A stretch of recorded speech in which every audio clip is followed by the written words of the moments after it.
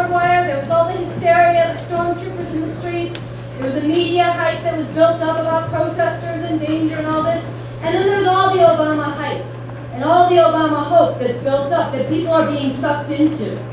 And to go out in the face of that and to stand true to principle against the war, against theocracy, against everything this Bush program has brought, and that Obama is not confronting and challenging, is very courageous and very heroic and very precious.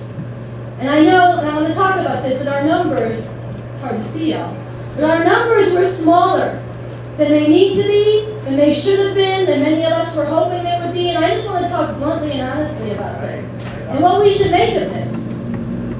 And this is something, I write for Revolution newspaper, this is something I've been writing about. I did an article recently, The Dangerous Logic of Blocking Protest in the Name of Getting Obama Elected. And this is something that's been going on. People, maybe have heard this, but some of the groups, they talk about having an inside-outside strategy.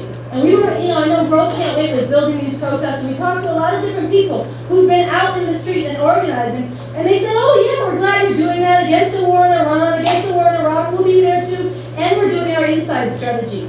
But in reality, what's been happening is a lot of these so-called anti-war leaders have been demobilizing protests. They have an inside strategy, but they have done nothing to mobilize protest out in the streets to oppose this direction and to be seen by the world. And I want to be honest, because I know Recreate had 68 had to go up against this, United for Peace and Justice. I'm going to be really blunt because it matters.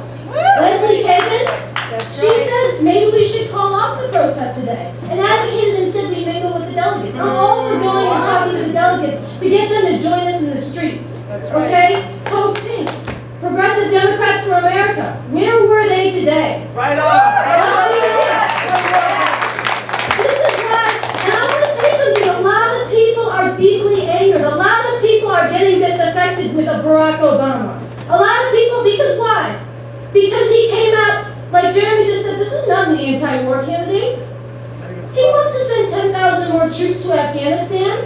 He's threatened nuclear weapons against Iran repeatedly. He's threatened to go in unilaterally against Pakistan. That's not an anti-war candidate. He voted for Bush's FISA bill to legalize massive spying of the American population and to cover up and render retroactive immunity to everybody who broke the law in the Bush administration and in the telecom, to cover up so that people will never know how far that crime went. This is a man who's come out and said he wants to expand Bush's faith-based program. This is not somebody who's taking us. We have a move towards theocracy in this country, and he wants to expand the faith-based program. We have a fascist assault on women's reproductive rights, the right to abortion, the right to birth control. And he's out there saying what? We have to reduce abortions. We have to make common ground. He's featuring Bob Casey, a fanatic anti-choice, anti-abortion candidate, in the halls of the DNC this week. There is a reason people are growing disaffected, and frankly, it's a good thing. But it's not enough. And I want to say something else, because this has had a real impact. We have to confront this. The Nation came out with a letter, an open letter to Barack Obama. And in it, a lot of people who are very courageous people who have rightfully earned the respect of the people for their stands against the war and against the Bush program, they signed this letter, and it was a mistake. And it's done harm.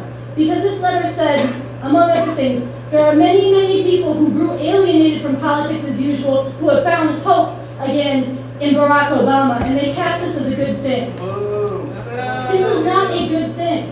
People are right to get disaffected. The question is not how do we get them to believe and how do we use our anti-war credentials to make Barack Obama more palatable. The question is how do we go out to people and tell them the truth about what it's really going to take, about the fact that he is not going to stop this program. Maybe he's different in some flavors or some varieties than McCain. I'm not contesting that, but it is about how to run an empire. That's what he's auditioning to do. And it's time for people to confront, and I think this is a reality. We do not bridge this gap by going with the grain and appealing to the hope that he's capturing in people. We deal with this by going in the face of that, against the grain, and telling people the truth that they need to hear. Obama does not represent the change you need. He represents the change the system will allow you to believe in. And we have to be out there in the streets. This is why I think it's so important what people did today and why we need to persevere in this. Because there is nobody up there in the halls of power listening. There is no referee up there. There is nobody going, oh man, what's the public really want? Let me give that expression. There is a dictatorship of a ruling class of a capitalist system. And the only people who are going to stop this program are people who are going to go in the face of that, who are going to work outside of official politics, who are going to go outside of the mainstream, who are going to go into the streets, who are going to shut down their campuses, who are going to blow the whistle from the halls of power, who are going to disaffect, who are going to risk all the things they're bringing down on journalists now to report the truth, who are going to pass resolutions in their professional organizations that they won't participate in torture, that they won't go along with spying and covering it up, that they'll risk something. And I know a lot of people got demoralized, they think protest doesn't work, that maybe this is unrealistic. But look, there is nothing less realistic than thinking that somebody in one of these two parties or in this whole framework is going to listen. It is on us. It is harder. It is riskier. Yes, it's uncomfortable to confront this, but frankly, it's uncomfortable to have your homes raided, to have your sons dragged out in Iraq, to have them rounded up and disappeared, to have 5 million people displaced. Nobody asked them, okay? Nobody asked the people in New Orleans if they were going to be displaced while they're standing on rooftops and George Bush is making jokes.